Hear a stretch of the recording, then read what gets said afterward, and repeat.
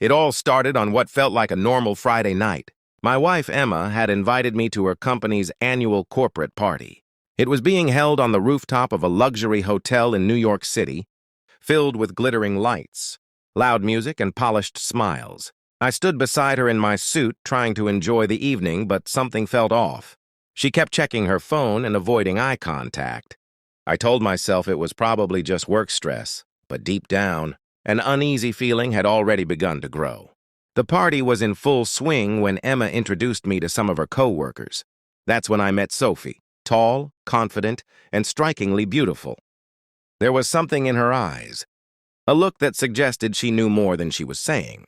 She shook my hand, but instead of letting go, she held it a little longer than expected. Smiling softly, she asked, "Would you like to dance?" Before I could respond, she leaned closer and whispered in my ear, "Your wife is cheating on you, so dance with me tonight." My heart nearly stopped. Instinctively, I looked across the room and saw Emma staring at us. Her face had turned pale, and she was walking toward us quickly, almost frantically. The panic in her eyes was unmistakable, as if she knew something was about to unravel. Inside, I was shaken, but I forced myself to stay composed.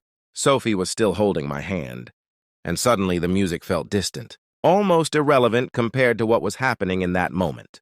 When Emma reached us, she forced a tight smile and said, "Everything okay here?" Sophie replied calmly, "Yes, I was just telling him the truth." The air between them grew icy. I looked directly at my wife and asked, "What is she talking about?" Emma lowered her gaze and quickly said, "She's lying. Don't listen to her." But her voice lacked its usual confidence. I noticed her hands trembling slightly, and that small detail spoke louder than her words. Sophie pulled out her phone and showed me a photo. In it, Emma was sitting at a restaurant with another man, laughing in a way that didn't look innocent. In that instant, the past few months replayed in my mind. The late nights at the office, the sudden business trips, the emotional distance between us. Anger, hurt, and disbelief surged through me all at once. Yet I stayed calm, aware that dozens of eyes were subtly watching us from across the room. Tears welled up in Emma's eyes. "It's not what you think," she said softly. But I wasn't just listening to her words anymore. I was reading her silence. I asked her plainly, "Then what is the truth?" After a long pause, she admitted she had become emotionally involved with her boss. She blamed loneliness and the growing distance in our marriage. To me, it sounded less like an explanation and more like an excuse. The party continued around us, but for me, time felt frozen. Sophie gently released my hand and said, "I didn't want to hurt you, but you deserve to know." There was sympathy in her voice, but also a strange sense of relief, as if she had been carrying this secret for a long time. In that moment, I felt the foundation of my life shaking beneath me, and I realized I was standing at a crossroads. Emma grabbed my arm and pleaded, "Let's go home and talk. Please don't make a scene here." But to me, this wasn't about causing a scene. It was about dignity and trust.